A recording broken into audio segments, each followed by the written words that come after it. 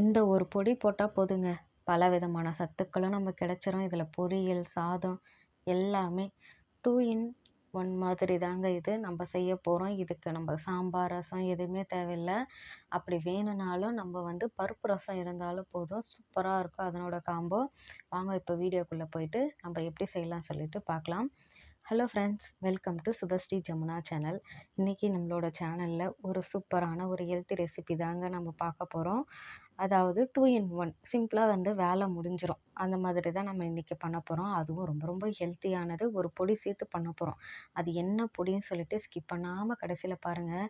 ஒரு சூப்பரான ஒரு ஹெல்த்தி பொடி தான் நம்ம வந்து பார்க்க போகிறோம்.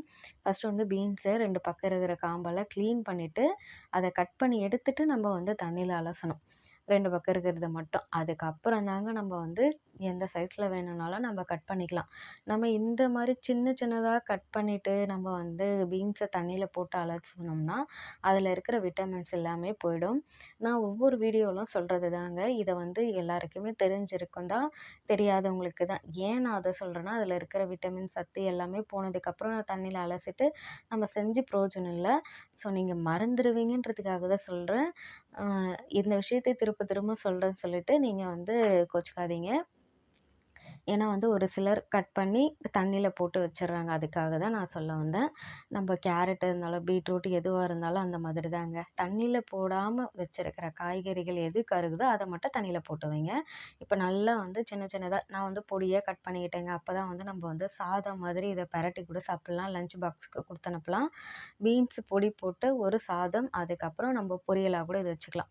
இப்போ வந்து சிம்பிளாக வந்து பண்ணிடலாங்க. கடாயில் எண்ணெய் சேர்த்துட்டு கடுகு பொரிஞ்சதுக்கப்புறமா நான் வந்து ஒரு வெங்காயம், நல்லா பூண்டு வந்து அப்படியே வஞ்சர மீன் மாதிரி ரவுண்ட் ரவுண்டாக இருக்குது பார்த்தீங்களா?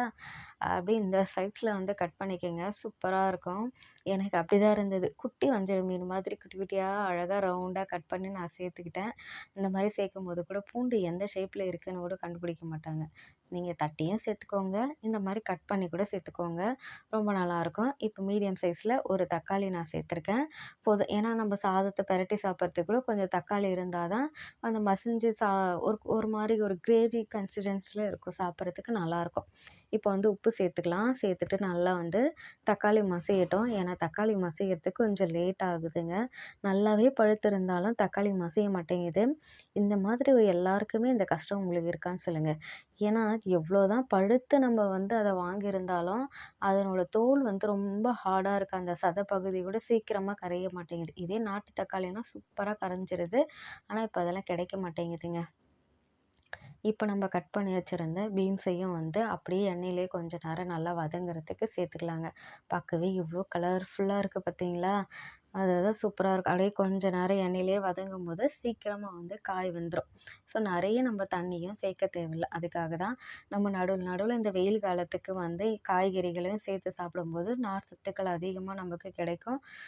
மோஷன் ஃப்ரீயாக போகும். சாப்பிட மாட்டோம் இல்லையா? சாப்பிட்றதே ரொம்ப கஷ்டமாக இருக்குது. ஏன்னா வந்து டீஹைட்ரேஷன் அதிகமாகுது. ஸோ முடிஞ்ச அளவுக்கு நம்ம இந்த மாதிரி பருப்பு ரசமோ இல்லை தயிர் சாதமோ வச்சுட்டு கூட நம்ம இந்த மாதிரி ஒரு பொரியல் செஞ்சு சாப்பிட்டோம்னா உடம்பு ரொம்ப நல்லாயிருக்கும், குளிர்ச்சியாகவும் இருக்கும்.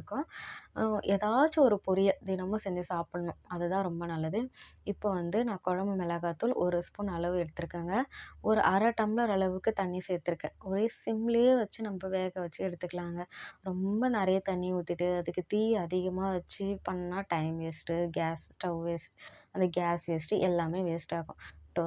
ஸோ வந்து டைமும் நமக்கு வந்து பொறுமையாக நம்ம இதை தாளித்து விட்டுட்டு அடுத்த வேலையை பார்த்துட்டா அது பாட்டுக்கு அது சீக்கிரமாக வெந்துடும். ஏன்னா நம்ம வந்து குட்டியாக தான் கட் பண்ணி சேர்த்துருக்கோம். ஸோ சீக்கிரமாக அது வெந்துடும். இப்போ நல்லா வந்து தண்ணி வத்திருச்சு பாருங்கள். நல்லா காயும் வெந்துடும். நம்ம வந்து முக்கால் பதம் வெத்து கூட பெரியவங்க சாப்பிட்லாம். ஆனால் வந்து நல்லா வேக வச்சு நம்ம கொடுக்கும்போது குழந்தைங்க வந்து நல்லா சாப்பிடுவாங்க. அதுக்காக தான் தண்ணி நல்லா வத்துனதுக்கப்புறமா கொத்தமல்லி பொடி தாங்க. இது ஆல்ரெடி நம்ம சேனலில் நான் வந்து அப்லோட் பண்ணியிருக்கேன். கொத்தமல்லி பொடி எப்படி வந்து ட்ரை பண்ணி யூஸ் பண்ணலாம் அப்படின்னு சொல்லிட்டு. இதை சேர்த்துக்கோங்க 1 ஸ்பூன். ரொம்ப சூப்பராக நல்லா மணமாக இருக்கும்.